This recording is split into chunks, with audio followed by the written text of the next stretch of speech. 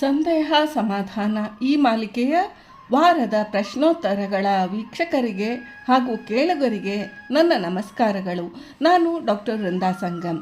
ಸನಾತನ ಮಾಲಿಕೆಯ ಸಾಮಾನ್ಯ ಆಚರಣೆಗಳಿಗೆ ಅದರ ಹಿಂದಿರುವ ವಿಶೇಷ ಅರ್ಥಗಳನ್ನು ತಿಳಿಯಲು, ಅದನ್ನು ಸುಲಭವಾಗಿ ನಮ್ಮ ಮಟ್ಟಕ್ಕೆ ಅರ್ಥವಾಗುವಂತೆ ತಿಳಿಯಲು ಮಾಡುವ ಪ್ರಯತ್ನವೇ ಈ ವಿಶೇಷ ಕಾರ್ಯಕ್ರಮ.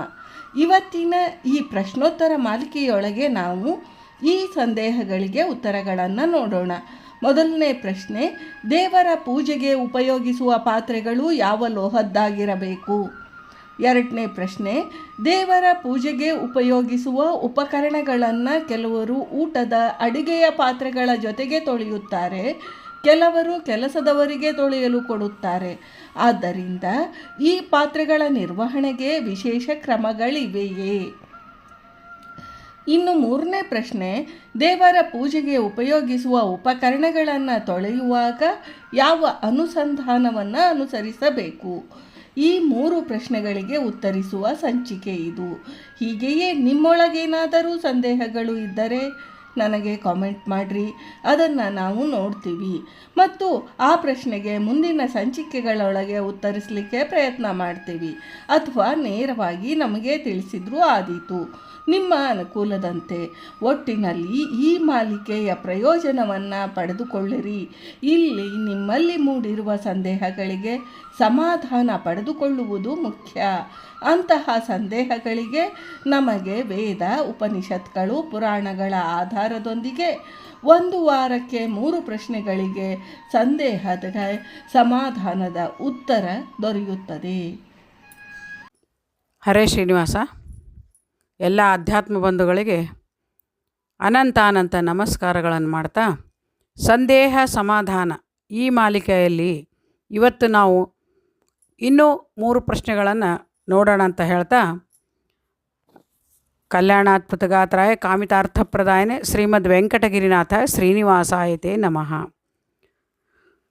ನಾವು ಸಾಕಷ್ಟು ಪ್ರಶ್ನೆಗಳು ನಮ್ಮ ನಿಜ ಜೀವನದಲ್ಲಿ ದಿನನಿತ್ಯ ನಾವು ನೋಡ್ತಾ ಇರುವ ಸಣ್ಣ ವಿಷಯಗಳನ್ನು ಹುಡುಕ್ತಾ ಹೋದರೆ ಅನೇಕ ಪ್ರಶ್ನೆಗಳಾಗಿ ನಮಗೆ ಸಂದೇಹಗಳಾಗಿ ಕಾಡ್ತವೆ. ಅದು ಏನು ಅಂತಂದರೆ, ಈ ಕಡೆ ನಾವು ಅದನ್ನು ಬಿಡೋ ಹಾಗಿಲ್ಲ, ಗೊಂದಲಮಯವಾಗಿ ಬಿಟ್ಟಿರ್ತದೆ. ಆ ವಿಚಾರವನ್ನು ನೋಡಿಕೊಂಡೇ ನಾವು ಸುಮ್ಮನೆ ತಮಗೆ ಇದು ಇವತ್ತಿನ ಪ್ರಶ್ನೆಗಳಲ್ಲಿ ಬಹಳ ಮಹತ್ವದ್ದು ಹಾಗೂ ಮುಖ್ಯವಾಗಿ ದಿನನಿತ್ಯ ನೋಡುವಂತಹ ಒಂದು ವಿಚಾರಗಳನ್ನು ಇಲ್ಲಿ ನಮ್ಗೆ ಪ್ರಶ್ನೆಗಳು ಕೇಳಿದ್ದಾರೆ ಅಂತ ಹೇಳ್ತಾ, ಮೊಟ್ಟ ಮೊದಲನೇ ಪ್ರಶ್ನೆ ಏನು ಕೇಳ್ತಾ ಇದ್ದಾರೆ ಅಂತಂದ್ರೆ, ದೇವರ ಪೂಜೆಗೆ ಉಪಯೋಗಿಸುವ ಪಾತ್ರೆಗಳು ಯಾವ ಲೋಹದ್ದಾಗಿರಬೇಕು? ನೋಡಿ, ನಾವು ದಿನನಿತ್ಯ ನೋಡ್ತೀವಿ, ತಾಮ್ರ ಇದೆ, ಮತ್ತು ಹಿತ್ತಾಳೆ ಅದ, ಮತ್ತೇನಂತಂದರೆ ಬೆಳ್ಳಿ ಅದ. ಇದು ಎಲ್ಲ ಇದ್ದು ಯಾವ ಪಾತ್ರೆ ಇದನ್ನೇ ಉಪಯೋಗಿಸ್ಬೇಕೇನೋ, ಬೇರೆ ಉಪಯೋಗ ಮಾಡಬಾರ್ದೇನೋ, ಹೀಗೆಲ್ಲ ಸಂಶಯಗಳು ಶುರುವಾಗ್ತಾವೆ. ಈ ದೃಷ್ಟಿಯೊಳಗೆ ನಾವು ನೋಡಿದ್ರೆ ದೇವರ ಪೂಜೆಗೆ ಯಾವ ಉಪಯೋಗ ಮಾಡಬೇಕು ಹೆಚ್ಚಾಗಿ ಅಂತಂದರೆ, ಮುಖ್ಯವಾಗಿ ಇಲ್ಲಿ ಏನು ಹೇಳ್ತಾರೆ ಅಂತಂದ್ರೆ, ಈಗ ನಾವು ಮಠ ಮಾನ್ಯಗಳಲ್ಲಿ ನೋಡ್ತೀವಿ, ದೇವರ ಪೂಜೆಗೆ ಬಳಸುವ ಪಾತ್ರೆಗಳು ಅಂತಂದರೆ ಬೆಳ್ಳಿಯಾಗಿರ್ತದೆ. ಬೆಳ್ಳಿ ಏನಂತಂದರೆ ಬಹಳ ಮಹತ್ವವುಳ್ಳದ್ದು. ಬೆಳ್ಳಿಯನ ಲೋಹ ಏನಂತಂದರೆ ಶುದ್ಧ ಸಾತ್ವಿಕತೆಯ ಒಂದು ಸಂಕೇತ. ಬಿಳಿ ಬಣ್ಣದ್ದಾಗಿರೋದ್ರಿಂದ ಅದು ಶುದ್ಧ ಸತ್ವ ಅಂತ ಕೂಡ ನಾವು ಚಿಂತನೆ ಮಾಡಿಕೊಂಡು, ಅಲ್ಲಿ ವಾಸುದೇವ ರೂಪಿ ಪರಮಾತ್ಮ ಇರ್ತಾನೆ ಅಂತ ಈ ಒಂದು ಬೆಳ್ಳಿಯ ಒಂದು ಪಾತ್ರೆಗಳಿಂದ ದೇವರ ಪೂಜೆಗಳನ್ನು ಮಠ ಮಾನ್ಯಗಳಲ್ಲಿ ಅಂದರೆ ಹೆಚ್ಚು ಯಾಕೆ ಇವನು ಉಪಯೋಗ ಮಾಡ್ತಾರೆ ಅಂತಂದರೆ, ಭಗವಂತನ ಸೇವೆಗೆ ಅವನಿಗೆ ಕೊಟ್ಟದ್ದನ್ನು ಅವನಿಗೆ ಆಗಿ ಮೀಸಲಿಟ್ಟಾಗ ಒಂದು ಭಕ್ತಿ ಭಾವದ ಜೊತೆಗೆ ಏನಂತಂದರೆ, ಸಮರ್ಪಣೆಯ ಜೊತೆಗೆ ಏನಂತಂದರೆ ಒಂದು ವಿಜೃಂಭಣೆ, ಭಗವಂತನಿಗೆ ವೈಭವದಿಂದ ಪೂಜೆ ಮಾಡಬೇಕು ಅನ್ನೋ ಸಾಂಕೇತಿಕವಾಗಿ ಬೆಳ್ಳಿಯ ಪಾತ್ರೆಗಳನ್ನು ಹಾಗೂ ಬಂಗಾರದವನ್ನು ಕೂಡ ಉಪಯೋಗ ಮಾಡೋದನ್ನು ನಾವು ನೋಡ್ತಾ ಇರ್ತೀವಿ. ಬಂಗಾರದ ಬಟ್ಟಲಲ್ಲಿ ಅಥವಾ ತಾಟಿನಲ್ಲಿ ನೈವೇದ್ಯಗಳನ್ನು ಮಾಡೋದು. ಆಭರಣಗಳ ಜೊತೆಗೆ ಬಂಗಾರ ಅನ್ನೋದು ಲಕ್ಷ್ಮಿಯ ಒಟ್ಟಾರೆ ಪರಿಪೂರ್ಣತೆ ಸಂಕೇತ ಆದದ್ದು ಬಂಗಾರ ಹಾಗೂ ಬೆಳ್ಳಿ. ಆ ದೃಷ್ಟಿಯಿಂದ ಈ ಹೆಚ್ಚಾಗಿ ಬಂಗಾರದಕ್ಕಿಂತ ಪಾತ್ರೆಗಳು ಉಪಯೋಗ ಮಾಡುವುದು, ಎಲ್ಲ ಪಾತ್ರೆಗಳೇನಂತಂದರೆ ಮಠ ಮಾನ್ಯಗಳಲ್ಲಿ ಅಥವಾ ವಿಶೇಷವಾದ ನಾವೇನು ಅಂತೀವಿ ದೊಡ್ಡ ದೇವರು ಅಥವಾ ದೇವರ ಪೂಜೆ, ದೇವತಾ ಪೂಜೆ ಅನ್ನೋದಕ್ಕಿಂತ ತತ್ವಾಭಿಮಾನಿ ದೇವತೆಗಳು ಯತಿಗಳ ಪೂಜೆಗಿಂತ ದೇವರ ಪೂಜೆಗೆ ನಾವು ಉಪಯೋಗ ಮಾಡೋದು ಬೆಳ್ಳಿಯ ಪಾತ್ರೆ ಆಗಿರಬೇಕು ಅಂತ ಶಾಸ್ತ್ರ ನಮಗೆ ಹೇಳಿಕೊಡ್ತದೆ. ಮತ್ತು ಇನ್ನೊಂದು ನಾವು ಇದನ್ನು ನೋಡೋದಾದರೆ ಎರಡನೇ ಪ್ರಶ್ನೆ ಬಹಳ ಒಂದು ಇವತ್ತು ನಾಳೆನ ನಾವು ಕಾಲಮಾನದ ಘಟ್ಟದಲ್ಲಿ ನೋಡುವಂತಹ ಒಂದು ಸಾಮಾನ್ಯ ಒಂದು ಸಂಶಯ, ಹಾಗೂ ಇದು ಕೂಡ ಒಂದು ಔಚಿತ್ಯಪೂರ್ಣ ಅಲ್ಲ, ಇದು ಪದ್ಧತಿನೇ ಅಲ್ಲ. ಅದನ್ನು ಹೇಳ್ತಾ ಇದ್ದಾರೆ. ದೇವರ ಪೂಜೆಗೆ ಉಪಯೋಗಿಸುವ ಉಪಕರಣಗಳನ್ನು ಕೆಲವರು ಊಟದ ಅಡುಗೆಯ ಪಾತ್ರೆಗಳ ಜೊತೆಗೆ ತೊಳೆಯುತ್ತಾರೆ. ಇನ್ನು ಕೆಲವರು ಏನು ಮಾಡ್ತಾರೆ ಅಂದರೆ ಕೆಲಸದವರಿಗೆ ತೊಳೆಯಲು ಕೊಡುತ್ತಾರೆ. ಆದ್ದರಿಂದ ಈ ಪಾತ್ರೆಗಳ ನಿರ್ವಹಣೆಗೆ ವಿಶೇಷ ಕ್ರಮಗಳಿವೆಯೇ ಅಂತ ಕೇಳ್ತಾ ಇದ್ದಾರೆ. ಖಂಡಿತ ವಿಶೇಷ ಕ್ರಮಗಳು ಇವೆ. ಯಾಕೆ ಅಂತಂದರೆ ಇದೆಲ್ಲ ಸೃಷ್ಟಿಕರ್ತನಾದ ಸ್ವಾಮಿಯ ಪೂಜೆಗಳನ್ನು ಮಾಡುವಾಗ ನಮಗೆ ಶೌಚ ಅಂದರೆ ಶುದ್ಧೀಕರಣ ಬಹಳ ಮುಖ್ಯ. ಎಲ್ಲ ಪಾತ್ರೆಗಳು, ಇವಾಗ ನಾವು ಊಟ ಮಾಡುವ ಪಾತ್ರೆಗಳು, ಊಟದ ಪಾತ್ರೆಗಳ ಜೊತೆಗೆ ಅಡುಗೆಯ ಪಾತ್ರೆಗಳ ಜೊತೆ ಎದ್ದು ನಾವು ಅದನ್ನು ತೊಳೆಯಬಾರದು. ಯಾಕಂದರೆ ಪೂಜೆಗಾಗಿ ಮಹತ್ವವಾದ ಒಂದು ವಿಶೇಷತೆ ಉಂಟು. ಆದ್ದರಿಂದ ಏನಂತಂದರೆ ನಾವು ಪೂಜೆಗೆ ಉಪಯೋಗಿಸುವ ಪಾತ್ರೆಗಳನ್ನು ಅಡುಗೆ ಪಾತ್ರೆಗಳ ಜೊತೆಗೆ ತೊಳೆಯಬಾರದು. ಹಾಗೂ ಊಟ ಮಾಡುವುದು ಎಂಜಲು ಪಾತ್ರೆಗಳ ಜೊತೆಗೆ ದೇವರಿಗೆ ಉಪಯೋಗಿಸುವಂತಹ ಪಾತ್ರೆಗಳನ್ನು ನಾವು ತೊಳೆಯಲು ಹಾಕಬಾರ್ದು ಅಥವಾ ತೊಳೆಯಬಾರ್ದು. ಬೇರೆ ಪ್ರತ್ಯೇಕವಾಗಿ ಅದನ್ನು ತೊಳೆಯಬೇಕು. ಅದು ತೊಳೆಯೋದು ಹೇಳ್ತಾರೆ ಒಂದು ಕ್ರಮದ ಪದ್ಧತಿಯಿಂದ ಅಂತಂದರೆ ಇತ್ತೀಚೆಗೆಲ್ಲ ಏನೇನೋ ಕೆಮಿಕಲ್ಸ್ ಬಂದಿದೆ. ಮೊದಲೆಲ್ಲ ನಾವು ನೋಡ್ತಾ ಇದ್ವಿ, ಹುಣಸೆ ಹಣ್ಣಿನ ಹುಳಿ ಹಿಂಡಿ ಮೊದಲು ಅದನ್ನು ಹಚ್ಚಿ ಇಡಬೇಕು. ನಂತರ ಏನಂತಂದರೆ ಬೂದಿ ಅಂದರೆ ಸಗಣಿಯಿಂದ ಇದು ಬೆರಳಿ ಅಥವಾ ಕುರುಳು ಅಂತ ಕರಿತೀವಲ್ಲ, ಬೆರಳಿಯಿಂದ ತಟ್ಟಿದಂಥ ಅದೇನು ಬೂದಿ ಇರ್ತದಲ್ಲ, ಶುದ್ಧವಾದ ಬೂದಿಯಿಂದ ಹಚ್ಚಿ ತಿಕ್ತಾ ಇದ್ದರು. ಈ ರೀತಿ ಅದನ್ನು ಉಪಯೋಗ ಮಾಡಿ ಅದನ್ನು ಸ್ವಚ್ಛ ಮಾಡ್ತಾಯಿದ್ರು. ಮತ್ತು ಕೆಲವರು ಏನು ಮಾಡ್ತಾರೆ, ಕೆಲಸದವರಿಗೆ ಕೊಡ್ತಾರೆ ಅಂತ ಹೇಳ್ತಾರೆ. ಕೆಲಸದವ್ರಿಗಂತೂ ಖಂಡಿತ ಕೊಡಬಾರ್ದು. ಯಾಕೆ ಕೊಡಬಾರ್ದು ಅಂತಂದರೆ ಇಲ್ಲಿ ಒಂದು ನಿಮಗೆ ಒಂದು ವಿಷಯವನ್ನು ಹೇಳಲಿಕ್ಕೆ ಇಚ್ಛೆಪಡ್ತೇನೆ. ಎಷ್ಟು ಗಂಡಸರು ಸಾಲಿಗ್ರಾಮವನ್ನು ತೊಳೆದಾಗ ಅಥವಾ ಸಾಲಿಗ್ರಾಮಗಳನ್ನು ಪೂಜೆ ಮಾಡುವ ಪುಣ್ಯ ಬರ್ತದೋ ಅದಕ್ಕಿಂತ ಹೆಚ್ಚು ಪುಣ್ಯ ಒಂದು ಹೆಣ್ಣು ಮಗಳು ಅಂದರೆ ಒಂದು ಸ್ತ್ರೀ ಅದನ್ನು ಪುಣ್ಯ ಪಡಿತಾಳ ಅಂತ ಹೇಳ್ತಾರೆ. ಯಾಕಂತಂದರೆ ದೇವರ ಪ್ರತಿಭೆಗಳು, ದೇವರ ಸಾಲಿಗ್ರಾಮಾದಿಗಳು, ದೇವರ ಒಂದು ಪ್ರತೀಕಗಳನ್ನಿಸಿಕೊಂಡದ್ದನ್ನು ಮುಟ್ಟಿದಂತಹ ಸ್ಪರ್ಶ ಮಾಡಿದಂತಹ ವಸ್ತುಗಳೇನಿರ್ತಾವೆ ಪವಿತ್ರ. ಆ ಪವಿತ್ರವಾದವನ್ನು ನಾವು ಎಂದೂ ಕೆಲಸದವರಿಗೆ ಕೊಡಬಾರ್ದು. ಅದನ್ನು ನಾವು ಮುಟ್ಟೋದರಿಂದ, ನಾವೇ ಶುದ್ಧಿ ಮಾಡೋದರಿಂದ ಏನಂತಂದರೆ ನಮಗೆ ಪುಣ್ಯ ಬರ್ತದೆ. ಪುಣ್ಯದ ಜೊತೆಗೇನಂತಂದರೆ ಇದು ಕೆಲವೊಂದು ವಿಧಿ ನಿಷೇಧಗಳು ಅಂತ ಇದೆ. ಇವು ದ್ವಂದ್ವ ಕರ್ಮಗಳು, ವಿಧಿ ನಿಷೇಧ ಪಾಪ ಪುಣ್ಯ ಅಂತ ದ್ವಂದ್ವ ಕರ್ಮ ಅಂತ ಹೇಳ್ತಾರೆ. ಕೆಲವೊಂದು ವಿಧಿ ನಿಷೇಧಗಳನ್ನು ನಮ್ಮ ಹಿರಿಯರು ಸಾಂಪ್ರದಾಯಿಕವಾಗಿ ಹೇರಿದ್ದಾರೆ. ಅದು ನಿಜನೂ ಹೌದು. ಮತ್ತು ಅದರ ಜೊತೆಗೇನಂತಂದರೆ ನಾವು ಮನಸ್ಸಿಗೆ ಒಂದು ತರಹ ನಾವು ಇವಾಗ ನೋಡ್ತೀವಿ, ಮನೆಯಲ್ಲೇ ಮಕ್ಕಳ ಎಂಜಲುಗಳನ್ನು ಹಿರಿಯರು ತಿನ್ನೋಂತಿಲ್ಲ. ಮತ್ತು ಒಬ್ಬ ಹುಡುಗ ಉಪನಯನ ಆಗೋದಕ್ಕಿಂತ ಮುಂಚೆ ತಾಯಿ ಎಂಜಲು ತಿನ್ನಬಹುದು. ಮಾತೃಭೋಜನದಲ್ಲಿ ಕುಳಿತು ಊಟ ಮಾಡಿಸ್ತಾರೆ. ನಂತರ ಆ ಹುಡುಗನೇ ತಿನ್ನೋದಿಲ್ಲ, ಬ್ರಹ್ಮಚಾರಿಯಾಗಿರ್ತಾನೆ. ಇದು ಎಲ್ಲ ನಿಯಮಗಳು. ಹಾಗೂ ಗೃಹಸ್ಥ ಕೂಡ ಯಾರ್ದು ಎಂಜಲು ತಿನ್ನಲಾರ್ದೆ ಊಟ ಮಾಡಬೇಕು. ಈ ರೀತಿ ನಾವು ಬದುಕುವ ಒಂದು ಕ್ರಮದಲ್ಲೇ ಈ ರೀತಿ ಇದ್ದಾಗ ದೇವರ ವಿಷಯಕವಾಗಿ ನಾವು ಇವು ಎಲ್ಲ ಒಂದು ಕ್ರಮಬದ್ಧತೆ ಹಾಗೂ ನಿಯಮಗಳನ್ನು ನಮ್ಮ ಹಿರಿಯರು ಹಾಕಿಕೊಟ್ಟದ್ದು ಸೂಕ್ತವಾಗಿ ಅದರ ತಕ್ಕಂಗೆ ನಾವು ಪಾಲಿಸ್ಕೊಂಡು ನಡಿಬೇಕಾಗ್ತದೆ. ಈ ಪುಣ್ಯ ಸಂಪಾದನೆ ನಮಗಾಗಬೇಕಾಯ್ತು ಅಂತಂದರೆ ನಾವು ಏನು ಮಾಡಬೇಕು, ಈ ಪಾತ್ರೆಗಳನ್ನು ನಾವೇ ತೊಳೆಯಬೇಕು. ಮತ್ತು ಅದರ ಜೊತೆಗೆ ಎಲ್ಲ ಅನೇಕ ಲೋಹಗಳು ಉಂಟು. ಅದನ್ನೇ ಹಿತ್ತಾಳೆ ಉಂಟು, ಮತ್ತು ತಾಮ್ರ ಉಂಟು, ಮತ್ತು ಸ್ಟೀಲು. ಇತ್ತೀಚೆಗೆ ಸ್ಟೀಲಿಂದ ಕೂಡ ನಾವು ನೋಡ್ತೀವಿ. ಇತ್ತೀಚೆಗೆ ಅಂತಂದರೆ ಸುಮಾರು 200-300 ವರ್ಷಗಳಿಂದ ಅದರ ಜೊತೆಗೆ ನಂತರ ಕಂಚಿನ ಪಾತ್ರೆಗಳು ಉಂಟು. ಅವು ಎಲ್ಲ ಪಾತ್ರೆಗಳು ಯಾವುದು ಪಾತ್ರೆಗಳಿಗಿಂತ ಹೆಚ್ಚಾಗಿ ನಾವು ಏನು ಉಪಯೋಗ ಮಾಡಬೇಕು ಅಂತಂದರೆ, ಮುಖ್ಯವಾಗಿ ಉಪಯೋಗ ಮಾಡೋದು ಮನೆಗಳಲ್ಲೇ ಆದರೆ ನಾವು ತಾಮ್ರವನ್ನು ಹೆಚ್ಚು ಉಪಯೋಗ ಮಾಡಬೇಕು ಅಂತ ಹೇಳ್ತಾರೆ. ಯಾಕಂದರೆ ಮಠಮಾನ್ಯಗಳಲ್ಲಿ ವಿಜೃಂಭಣೆ, ಒಂದು ವೈಭವ ಒಂದು ಇದ್ದಂಗೆ ಮನೆಗಳಲ್ಲಿ ಕೆಲವರಿಗೆ ಅವಕಾಶ ಅಥವಾ ಅನುಕೂಲಗಳು ಇರಲಿಕ್ಕಿಲ್ಲ. ಆ ದೃಷ್ಟಿಯಿಂದ ಅವರು ಬೆಳ್ಳಿಯ ಪಾತ್ರೆಗಳನ್ನೇ ಉಪಯೋಗ ಮಾಡಬೇಕು ಅಂತ ಇಲ್ಲಿ ಯಾವ ನಿಯಮನೂ ಇಲ್ಲ.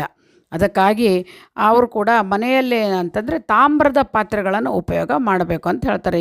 ಹಿತ್ತಾಳೆಗಿಂತ ಹೆಚ್ಚಾಗಿ ತಾಮ್ರವನ್ನು, ನಿಮಗೆಲ್ಲ ಗೊತ್ತಿರೋ ಹಾಗೆ ತಾಮ್ರ ಒಂದು ಲೋಹ, ಅದರಲ್ಲಿ ತಾಮ್ರದ ತಂಬಿಗೆಯಲ್ಲಿ ನೀರಿಟ್ಟುಕೊಂಡು ಕುಡಿದ್ರೆ ಮರುದಿನ ಏನಂತಂದ್ರೆ ಮೈಯಲ್ಲಿ ನಮ್ಮ ಈ ನರನಾಡಿಗಳೇನಂತಂದ್ರೆ ಚೈತನ್ಯ ಆಗ್ತಾವ ಅಂತ ಒಂದು ಆರೋಗ್ಯದ ದೃಷ್ಟಿಯಿಂದ ಹೇಳ್ತಾರೆ. ಇವತ್ತು ನಾಳೆ ನಾವೆಲ್ಲ ಇದರಲ್ಲಿ ಕುಡಿತೀವಿ, ನೀರನ್ನು ಶುದ್ಧೀಕರಣ ಮಾಡಿ ಕುಡಿತೀವಿ. ಅದರೊಳಗೂ ಕೂಡ ತಾಮ್ರದ ತಗಡನ್ನು ಲೇಪಗಳನ್ನು ಇಟ್ಟು ಶುದ್ಧಿ ಮಾಡಿರ್ತಾರೆ. ಅಥವಾ ಅದು ಏನಂದ್ರೆ ತಾಮ್ರದ ಲೋಹ ಏನಂತಂದರೆ ನಮ್ಮ ನರನಾಡಿಗಳಿಗೆ ಉಪಯುಕ್ತವಾದ ಒಂದು ಇದನ್ನು ಕೊಡ್ತದೆ, ಶಕ್ತಿ ಕೊಡ್ತದೆ ವಿಶೇಷವಾಗಿದ್ದು ಅನ್ನೋ ದೃಷ್ಟಿಯಿಂದ ತಾಮ್ರವನ್ನು ನಾವು ಉಪಯೋಗ ಮಾಡಬೇಕು.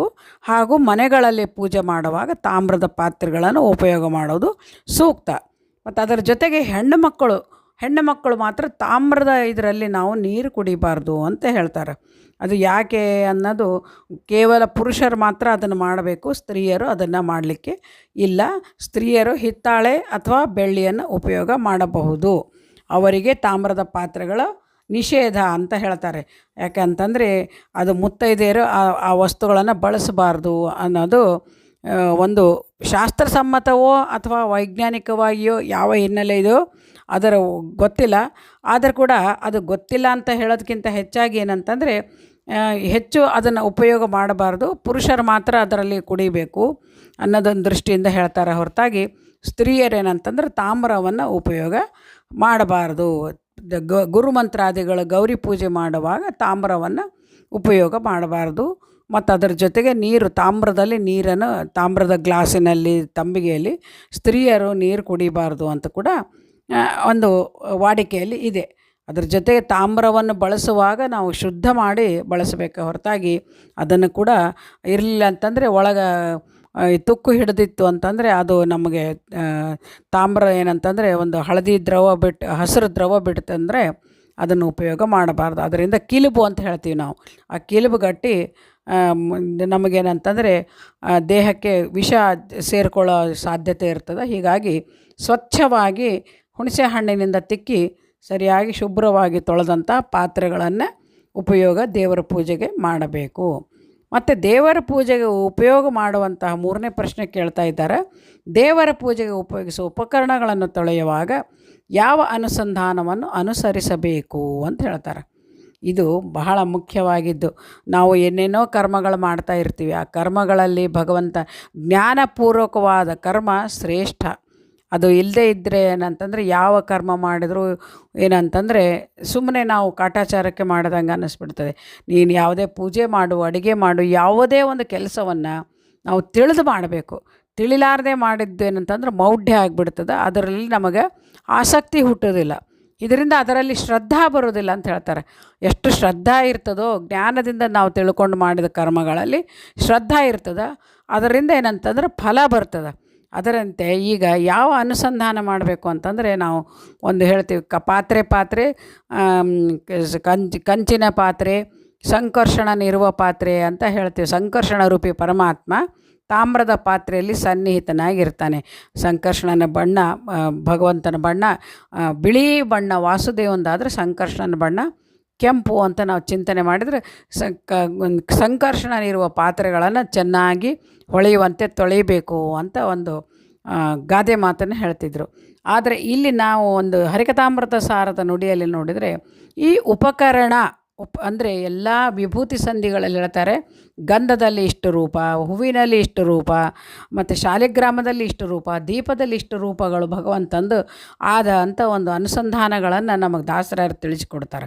ಅದರಂತೆ ಈ ಉಪಕರಣ ಅನ್ನೋದರಲ್ಲಿ ಎಷ್ಟು ಅಂತಂದರೆ ಭಗವಂತ 52,115 ರೂಪದಿಂದ ಅದರಲ್ಲಿ ಅಧಿಷ್ಠಾನನಾಗಿದ್ದಾನೆ, ಅದರಲ್ಲಿ ಸ್ಥಿತನಾಗಿದ್ದಾನೆ ಅಂತ. ಅದರ ಪಾತ್ರೆ ತೊಳೆಯುವಾಗ ಭಗವಂತ ಈ ಪಾತ್ರೆಗಳಲ್ಲಿ 52,115 ರೂಪದಿಂದ ಇದ್ದಾನೆ ಅಂತ ನಾವು ಚಿಂತನೆ ಮಾಡಿ ಆ ಪಾತ್ರೆಗಳನ್ನು ತೊಳೆದ್ರೆ ಪಾತ್ರೆಯು ಶುಭ್ರ ಆಗ್ತದೆ. ಮತ್ತು ಒಂದೊಂದು ಗುಣರೂಪ ಉಪಾಸನೆ ಮಾಡುವುದರಿಂದ ಏನಂತಂದರೆ ನಮಗೆ ಧನ್ಯಕೃತಾರ್ಥ ಅನ್ನಿಸ್ಕೊಂಡು ನಮಗೆ ಪುಣ್ಯ ಫಲವನ್ನು ಸ್ವಾಮಿ ನೀಡ್ತಾನೆ. ಇದು ಏನಂತಂದರೆ ಒಂದು ವಿಶೇಷವಾದ ಅನುಸಂಧಾನ ನಮ್ಮ ಸ್ತ್ರೀಯರಲ್ಲಿ ಬರಬೇಕು. ಆ ದೃಷ್ಟಿಯಿಂದ ಏನಂತಂದರೆ ನಾವು ತೊಳೆಯುವ ಪಾತ್ರೆಗಳು, ದೇವರ ಪೂಜೆಯ ಪಾತ್ರೆಗಳನ್ನು ಮನೆಯಲ್ಲಿರುವ ಸ್ತ್ರೀಯರೇ, ಹೆಣ್ಣು ಮಕ್ಕಳೇ ತೊಳಿಬೇಕು ಹೊರತಾಗಿ ಯಾವ ಕೆಲಸದವ್ರಿಗೂ ಹಾಕಬಾರ್ದು. ಆ ಗಂಡಸರು ಮಾಡುವ ಪುಣ್ಯ ನೋಡಿ, ಸಾಲಿಗ್ರಾಮದೊಳಗೆ ಈ ಭಗವದ್ ರೂಪದ ಇರೋದಕ್ಕಿಂತ ಹೆಚ್ಚಾಗಿ ಉಪಕರಣದಲ್ಲಿದೆ ಅಂತ ಇಲ್ಲಿ ನಮಗೆ ತಿಳಿಸ್ಕೊಟ್ರು. ಹಾಗಂದ್ರೆ ಸಾಲಿಗ್ರಾಮ ಶ್ರೇಷ್ಠ ಅಲ್ಲ, ಉಪಕರಣ ಶ್ರೇಷ್ಠ ಅಂತ ಅರ್ಥ ಅಲ್ಲ. ಎಲ್ಲ ಪೂಜಾ ದ್ರವ್ಯಗಳಲ್ಲಿ ಭಗವಂತ ಇಷ್ಟು ರೂಪದಿಂದ ಇದ್ದಾನಲ್ಲ, ಅದರಂತೆ ಈ ಉಪಕರಣದಲ್ಲಿ 52,115 ರೂಪದಿಂದ ಇದ್ದಾನೆ ಅಂತ ನಾವು ಚಿಂತನೆ ಮಾಡಿ ಪಾತ್ರೆಗಳನ್ನು ತೊಳೆದ್ರೆ ಬಹಳ ಪುಣ್ಯ. ಅನುಸಂಧಾನ ಪೂರ್ವಕವಾಗಿ ಯಾವುದೇ ಕೆಲಸವನ್ನು, ಅನುಸಂಧಾನ ಅಂತಂದರೆ ಅನುಭವಪೂರ್ವಕವಾಗಿ ನಾವು ಮಾಡುವ ಕೆಲಸಗಳೇನಂತಂದರೆ ಅದು ಫಲ ಕೊಡ್ತದೆ, ವಿಶೇಷ ಫಲ ಕೊಡ್ತದೆ ಅಂತ ಹೇಳ್ತಾ, ಈ ಒಂದು ಪುಣ್ಯದ ಫಲವನ್ನು ಒಬ್ಬ ಗೃಹಸ್ಥ ಯಾವ ರೀತಿ ತನ್ನ ಮನೆಯಲ್ಲಿ ಪುಣ್ಯವನ್ನು, ದೇವರ ಪೂಜೆಯ ಪುಣ್ಯ ಫಲವನ್ನು ಪಡಿತಾನೋ, ಅದರಂತೆ ಆತನ ಪತ್ನಿ ಕೂಡ ಈ ಉಪಕರಣಗಳನ್ನು ತೊಳೆಯೋದರಿಂದ ಹಾಗೂ ಪತಿಗೆ ಸಹಕಾರಿಣಿಯಾಗಿ ಎಲ್ಲ ಕೆಲಸಗಳಲ್ಲಿ ಅವನಿಗೆ ದೇವರ ಪೂಜೆಗೆ ಅಣಿ ಮಾಡಿ ಕೊಡೋದ್ರಿಂದ ಅವಳು ಕೂಡ ಪುಣ್ಯ ಫಲವನ್ನು ಪಡಿತಾಳೆ ಅಂತ ಹೇಳ್ತಾ, ಮನೆಯಲ್ಲಿ ಭಗವಂತನ ಒಂದು ಪೂಜೆಯ ವಿಧಾನದಿಂದ ಸುಖ ಶಾಂತಿಗಳು ಲಭಿಸ್ತದೆ. ಇವತ್ತು ನಾಳೆ ಇವೆಲ್ಲ ಯಾಕೆ ಇದಕ್ಕೆಲ್ಲ ಅಂತಂದರೆ, ಈ ಕೊರತೆಗಳು ಏನಂತಂದರೆ ನಮಗೆ ನಾವು ಮಾಡುವ ಕರ್ಮಗಳ ಎಲ್ಲ ಏನಂತಂದರೆ ಜ್ಞಾನಪೂರ್ವಕವಾಗಿಯೂ ಇಲ್ಲ, ಹಾಗೂ ಅದರಲ್ಲಿ ಏನಂತಂದರೆ ಅನುಸಂಧಾನಗಳಿಲ್ಲ. ಮತ್ತು ಅದರ ಜೊತೆಗೆ ಏನಂತಂದರೆ ಸುಮ್ಮನೆ ಕಾಟಾಚಾರಕ್ಕೆ ಅಂತ ಹೇಳ್ತೀವಲ್ಲ, ಆ ರೀತಿ ಕೆಲಸದವ್ರ ಕೈಯಲ್ಲಿ ಕೊಟ್ಟು ಬಿಡೋದು, ಪೂಜೆಯಲ್ಲಿ ಮಹತ್ವದ ಏನು ವಿಷಯಗಳಿದೆ ಅಂತ ಗೊತ್ತಾಗಲಾರ್ದೆ ಇರೋದು, ಇದು ಎಲ್ಲ ನಮಗೆ ಜ್ಞಾನ ಇಲ್ಲದ ಕೊರತೆ ಇದ್ದದಕ್ಕೆ ಏನಂತಂದರೆ ನಾವು ಈ ರೀತಿ ಕರ್ಮಗಳಲ್ಲಿ ಲೋಪಗಳನ್ನು ಮಾಡೇನಂತಂದರೆ ಪಾಪಕ್ಕೆ ಗುರಿ ಆಗ್ತಾ ಇದ್ದೀವಿ. ಆ ದೃಷ್ಟಿಯಿಂದ ಏನಂತಂದರೆ ಸರಿಯಾಗಿ ಅನುಸಂಧಾನಪೂರ್ವಕವಾಗಿ ಈ ಪಾತ್ರೆಗಳನ್ನು, ನಾವು ಲೋಹದ ಪಾತ್ರೆಗಳನ್ನು ಯಾವುದನ್ನು ಉಪಯೋಗ ಮಾಡಬೇಕು, ಯಾವಾಗ ಉಪಯೋಗ ಮಾಡಬೇಕು, ಯಾರು ತೊಳಿಬೇಕು, ಹೆಂಗೆ ತೊಳಿಬೇಕು, ಅದರ ನಿರ್ವಹಣೆ ಹೆಂಗೆ ಮಾಡಬೇಕು. ದಿನನಿತ್ಯ ಕೂಡ ಅಷ್ಟೇ ಆ ಪೂಜೆ ಪಾತ್ರೆಗಳನ್ನು ಬೇರೆ ಸ್ಥಾನದಲ್ಲೇ ದೇವರ ಮನೆಯಲ್ಲೇ ಪ್ರತ್ಯೇಕವಾಗಿ ಇಡಬೇಕು. ದೇವರಿಗೆ ನೈವೇದ್ಯ ಮಾಡೋದರಲ್ಲಿ ನಾವು ಊಟ ಮಾಡಬಾರ್ದು. ಇದು ಎಲ್ಲ ಶಾಸ್ತ್ರಸಿದ್ಧವಾದ ಮಾತುಗಳನ್ನು ನಮ್ಮ ಹಿರಿಯರು ಸಂಪ್ರದಾಯ ಅಂತ ತಿಳ್ಕೊಂಡು ನಾವು ಅದನ್ನು ಅಲಕ್ಷ್ಯ ಮಾಡ್ತಾ ಇದ್ದೀವಿ ಹೊರತಾಗಿ ಸಂಪ್ರದಾಯಗಳ ಮಾಡುವುದರ ಹಿನ್ನೆಲೆ ಏನು, ಅದಕ್ಕೆ ಒಂದು ಹಿನ್ನೆಲೆ ಇದೆ ಅಂತ ನಮಗೆ ಗೊತ್ತಾಯಿತು ಅಂದರೆ ನಾವು ಇನ್ನು ಮುಂದಾದರೂ ಜಾಗೃತರಾಗಿ ನಮ್ಮ ಕರ್ಮಗಳಲ್ಲಿ ಸ್ತ್ರೀಯರು ಎಚ್ಚರಿಕೆಯಿಂದ ಮಾಡಬೇಕಂತ ಹೇಳ್ತಾ, ಯಥಾಮತಿ ಯಥಾಯೋಗ್ಯತ ಈ ಒಂದು ಸಂದೇಹಗಳ ಸಮಾಧಾನದಕರ ಉತ್ತರಗಳನ್ನು ತಮ್ಮ ಮುಂದೆ ಇಟ್ಟಿದ್ದೇವೆ. ತಮಗೆ ಸೂಕ್ತ ಅನಿಸಿದರೆ ದಯವಿಟ್ಟು ಕಮೆಂಟ್ ಮಾಡಿ, ಸಬ್ಸ್ಕ್ರೈಬ್ ಮಾಡಿ ಹಾಗೂ ಶೇರ್ ಮಾಡಿ ಅಂತ ಹೇಳ್ತಾ, ಈ ನನ್ನ 4 ನುಡಿ ನಮನಗಳನ್ನು ಭಾರತೀಶ ಮುಖ್ಯ ಪ್ರಾಣಾಂತರ್ಗತ ಶ್ರೀಕೃಷ್ಣ ಅರ್ಪಣಮಸ್ತು. ಹರೇ ಶ್ರೀನಿವಾಸ, ಗುರು ರಾಘವೇಂದ್ರ.